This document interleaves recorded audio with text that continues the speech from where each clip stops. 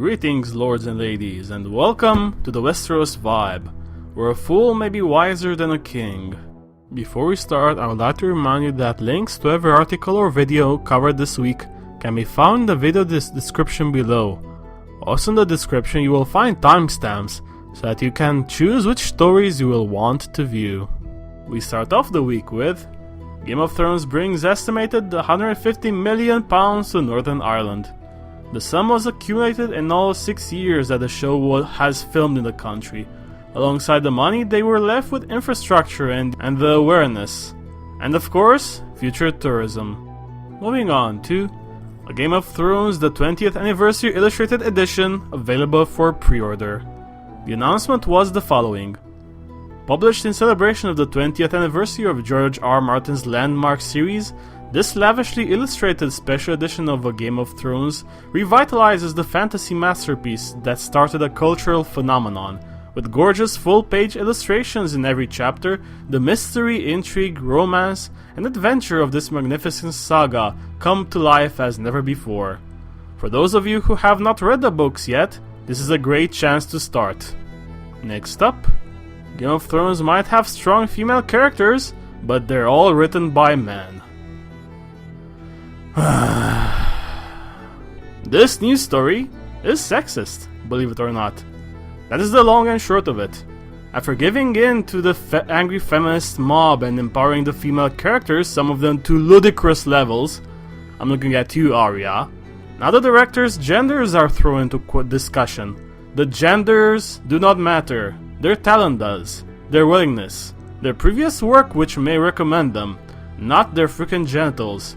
Meritocracy and experience over diversity, that is all. In other news, Game of Thrones costume designer Michelle Clapton on her Game of Thrones themed jewelry line. Here is something for the ladies watching.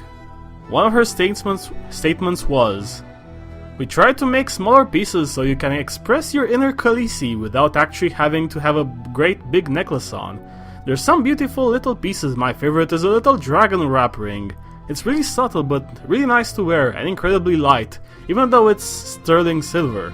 I like the cuff we made because it's really comfortable, and I love the way it just wraps around the wrist, and little wing earrings are incredibly elegant. So they stand alone, you don't think, oh, why have you got Khaleesi's jewelry on? You don't have to be noisy about the pieces, you can shout about it or whisper it. If you're interested in releasing your inner Khaleesi, then check out the article, link down below." Moving on to Young actresses being cast for Game of Thrones Season 7. The information is based on the following tweet. Excited for #Yafta, #actresses, #Lottie Shiverton, and #Hannah Waring, who #audition for Game of Thrones today. Good luck, and a link. The agency specializes in representing, among others, Northern children, so that is a possibility for the roles. Next up, Samuel L. Jackson recaps first 5 seasons of Game of Thrones. It is as hilarious as it sounds. Follow the link and enjoy the video. In other news, Game of Thrones panel for San Diego Comic-Con 2016 to include kicked off stars.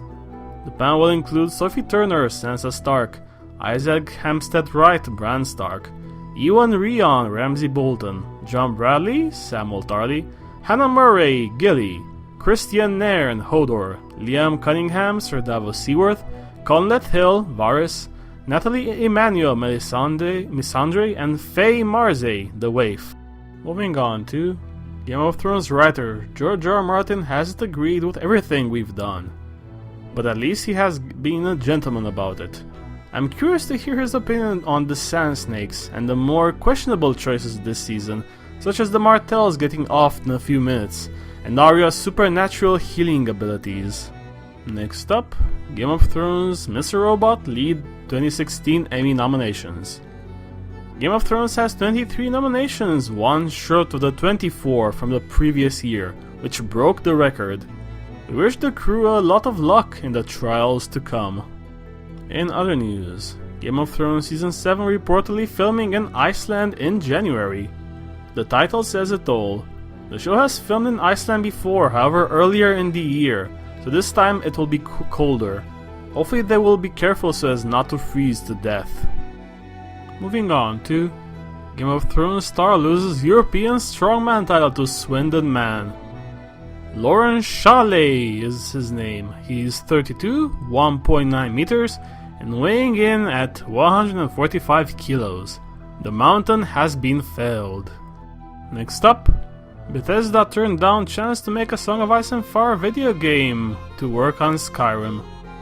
Looking back, this was both a gigantic mistake and a massive gain, as Skyrim is one of the best games ever made. However, who knows what goal could have emerged from Bethesda work taking on Westeros. Moving on to the lands of YouTube, we have more videos to mention this week. AlchivTex has released his review for episode 10. Emergency Awesome has released a video ranking the season 6 episodes, and a video about the actress who plays Lyanna, talking about Jon. History of Westeros have released their season 6 book reader live Q&A. Vassals of Kingsgrave have released the next part of their epic Song of Ice and Fire reread, covering chapters from the 3rd to the 17th of March to 99. Preston Jacobs has released his full season 6 review, and another entry into his 1000 World Book Club about Manna from Heaven. That is the news for the week ending on July 17th. I hope you have enjoyed it. If you have, please like, share, comment and subscribe. And stay tuned. Goodbye everyone. Have a nice week.